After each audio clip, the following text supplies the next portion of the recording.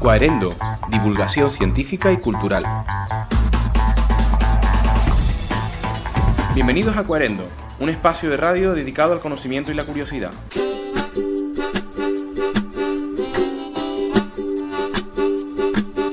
Síguenos en las redes quaerendo.org.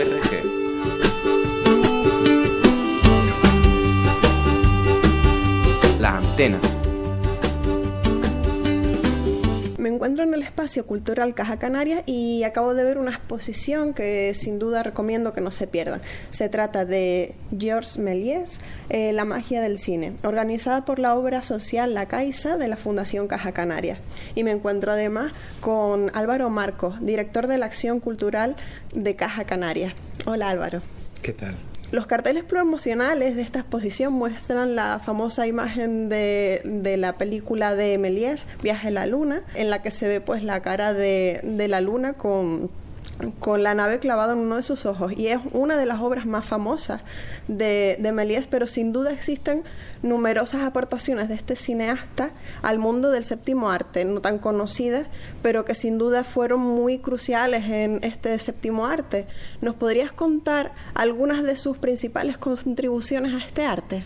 Pues Georges Méliès fue una persona tan creativa que pudo haber sido todos los técnicos que hoy vemos desfilar en esas pantallas en los títulos de créditos al final de una película, porque él fue no solo el productor de sus películas y su director, sino fue el creador de las escenografías, el diseñador de los escenarios, el que se encargaba del cuidado de la fotografía, fue actor en muchas de sus películas y además tenía esa imaginación para poder crear eso que hoy llamamos los efectos especiales. Si hoy vemos las películas de la Guerra de las Galaxias, estamos, digamos, en los primeros pasos de lo que fueron esas primeras técnicas de efectos especiales que luego transformaron el cine y pudieron meter la magia dentro de lo que son las películas. Todos los trucos de parada de cámara, que significaba coger y detener en un momento la imagen, quitar a esa persona, poner otra persona para que nos pareciera que de pronto aparecía algo, o que una persona se transformaba en otra. Hoy que vivimos en la era Pokémon, ¿no? Y todo muta, ¿no? Pues eso lo inventó todo Georges Méliès, una persona que fue el creador de nuestros primeros sueños. Tú piensas que él ve por primera vez esa película de la llegada del tren a la estación de los hermanos Lumière y se queda completamente fascinado por la técnica, pero él no estaba viendo simplemente la posibilidad de colocar una cámara delante de una estación de tren para recoger la llegada de los trenes. Él estaba viendo las posibilidades que eso podía tener para lo que él sabía hacer mejor. ¿Y qué era él antes de cineasta? Era un mago, era un ilusionista, era una persona que hacía trucos de magia, y él vio que a través del cine se podía llegar a utilizar esa técnica cinematográfica para adaptarla a la magia, y esa es, digamos, la gran aportación. Una persona que sueña más allá de la técnica que estaba comenzando en aquel tiempo. Además de la exposición, destacó el carácter interactivo. Solo con entrar ya en la exposición te imbuyes en el imaginario de Méliès, ¿no? Y eso es algo que he de destacar, y además puedes interactuar con muchos elementos de los que utilizó Méliès en sus creaciones. Claro, los primeros, digamos, artilugios que se inventaron para poder crear la magia del movimiento eran dibujos de imágenes separadas que una vez que se rodaban dentro de una rueda y se miraba por una ranura, creaba esa ilusión del movimiento, que es lo que es el cine. Son fotogramas separados que en movimiento cobran vida, ¿no? Y esa fue la gran aportación de los hermanos Lumière. Fíjate que los hermanos Lumière tampoco tenían mucha esperanza en aquel invento. Cuando Georges Méliès se acerca a ellos después de ver esa primera proyección para pedirles la posibilidad de comprarles uno de esas cámaras para poder hacer él sus películas, primero se negaron a venderle la cámara y le dijeron que no se preocupara, que aquel aquella invención no iba a tener mucho futuro, ¿no? Imagínate qué visionarios fueron los padres del cine, ¿no? Él consiguió sortear aquello, comprar la primera cámara en Londres, y a partir de ahí se transforma realmente la historia del cine. Ya no es solo poner la cámara para coger la salida de una fábrica, o poner la cámara delante de una estación de tren para recoger la llegada de un tren.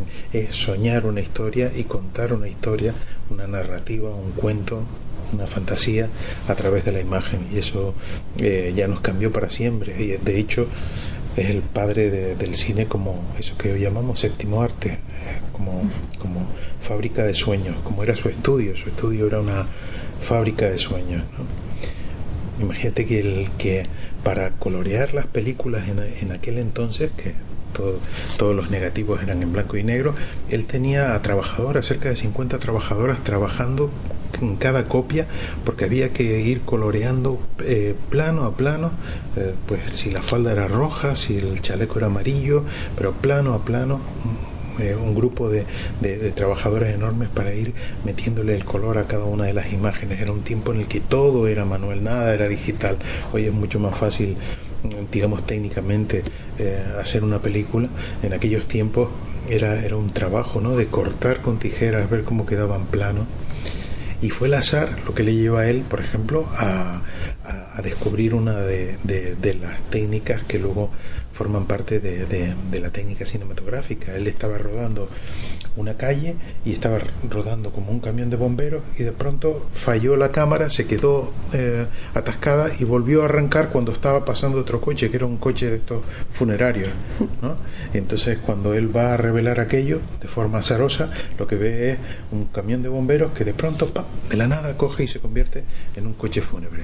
Y dice, pero se puede hacer esto. Pues ya imagínate lo que inventó luego. Ya pudo hacer realmente esas películas que hoy conocemos y que están en nuestro imaginario. El primer hombre en la luna ya lo había soñado Julio Verne, estaba en las novelas de H.G. Wells. O sea, ya la narrativa, los escritores habían soñado en la literatura estos viajes a la luna. Pero si hoy vemos esas imágenes de Nelson y Aldrin, y el primer hombre bajando por la escalerilla del módulo lunar del Apolo y posándose en la luna, nos parece un viaje muy aburrido comparado con el viaje que soñó Méliès, ¿no?, enfrentándose a selenitas, ¿no?, como a extraterrestres que vivían en la luna, con paraguas y sombreros de copa, ¿no? Era un hombre de una imaginación prodigiosa, desde luego, ¿no? Y nos ha hecho soñar hasta el punto de que esa imagen que vemos en los carteles que se ven por las calles forman parte ya de nuestro imaginario. Las reconocemos aún sin haber visto realmente la película, que podemos ver además íntegra en la exposición. Y de manera paralela a esta exposición, la obra social La Caixa organiza también un ciclo de conferencias que lleva por título Un viaje a la fantasía, Georges Méliès y el cine de su tiempo. ¿Cuándo y cómo se desarrollan?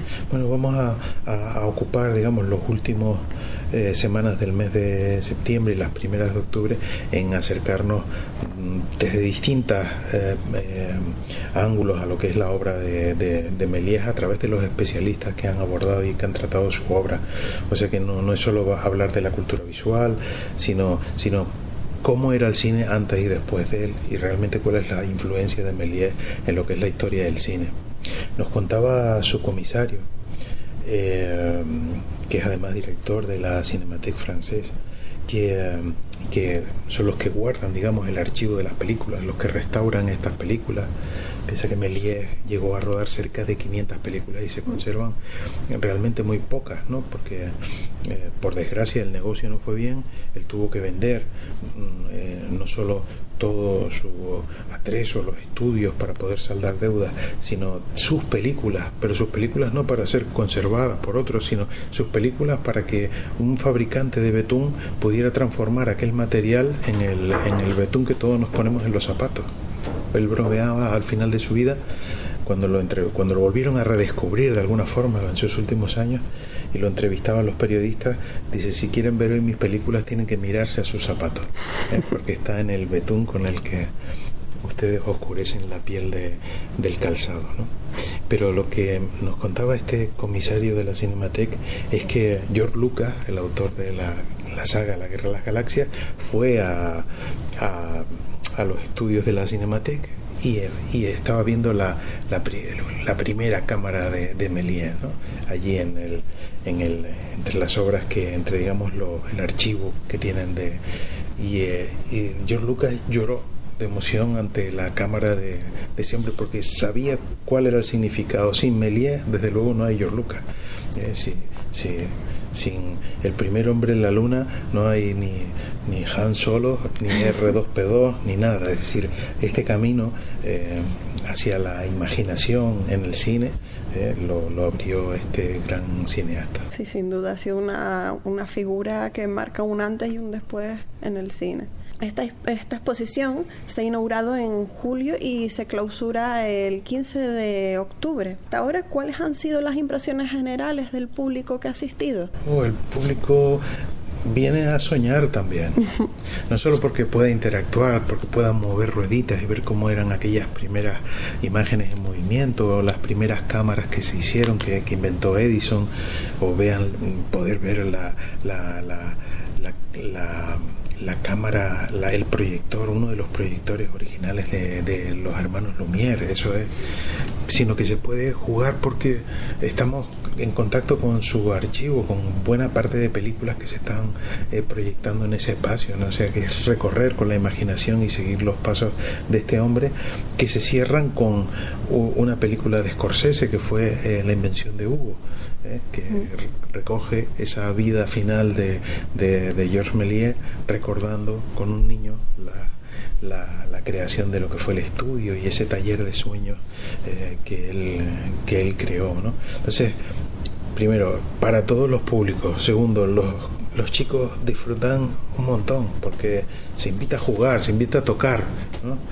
Casi todas las exposiciones no se invita a tocar, se invita a ni siquiera acercarse, ¿no? Ya estás en cualquier museo del mundo y si te acercas más de 40 centímetros a una obra ya te están llamando la atención. Aquí no, aquí les pedimos a las personas que jueguen, que toquen, que interactúen, que descubran también por sí mismos este mundo de la magia que Méliès puso en marcha. Alguien que venía también iba dirigido o encaminado a un destino que no era el suyo. Su padre era zapatero, pero para desgracia del padre, que ya soñaba con que su hijo iba a seguir en su negocio familiar, estaba en una calle que estaba llena de teatro y había magos y había ilusionistas, y desde luego aquello era mucho más atractivo que la tienda de zapatos del padre, ¿no? Qué ironía que al final de su vida, ¿no?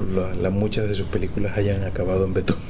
La verdad que sí, una triste ironía. Bueno, pues yo como reciente espectadora de esta exposición, pues solo puedo recomendarla y bueno, decir que está en la Plaza del Patriotismo. ¿Y qué horario tiene? Bueno, por las mañanas de 11 a 2 de la tarde y por las tardes de 5 a 8. Y además los sábados está por las mañanas también hasta las 2 de la tarde, o sea que es un horario amplio. Hasta el 15 de octubre todos vamos a tener ocasión de poder disfrutar de esta exposición. Y también ofrecen la opción de poder hacer una visita guiada, ¿verdad? Por supuesto, los viernes, apuntándose con tiempo. Tenemos además gente del mundo del cine como Miguel Morales, que es todo un lujo tenerlo a él como director canario, poder explicar al público que quiera asistir la propia exposición. Yo creo que es un lujo. Y después los talleres educativos que empiezan ahora, estamos en los primeros días del curso, pues ya en unas semanas estamos iniciando lo que son los talleres didácticos con los más pequeños por la mañana, y ya hay muchos colegios apuntándose, lo cual es una alegría. Hacemos las exposiciones realmente para esto, ¿no?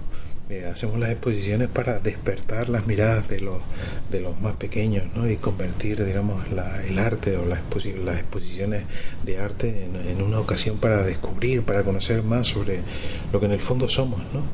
Y cómo los sueños importan tanto, ¿no? como las realidades pequeñas cotidianas que nos encontramos día a día, ¿no? Así que Los invitamos a soñar y acompañarnos, y hasta el 15 de octubre van a tener ocasión de seguirnos. Perfecto, pues nos quedamos con esa invitación y muchas gracias, Álvaro. Gracias a ti. Nuestro espacio ha llegado a su fin. Les invitamos a que nos escriban a nuestra dirección de correo coarendovideos@gmail.com si quieren comentarnos cualquier cosa sobre nuestro espacio o para sugerirnos hablar de algún tema en futuras emisiones. Esperamos que tengan una bonita semana y que estén atentos a esos pequeños detalles del día a día de los que podemos aprender un poquito de ciencia o de cultura y que se acuerden de nosotros. Así que sean curiosos. Coaerendo, divulgación científica y cultural.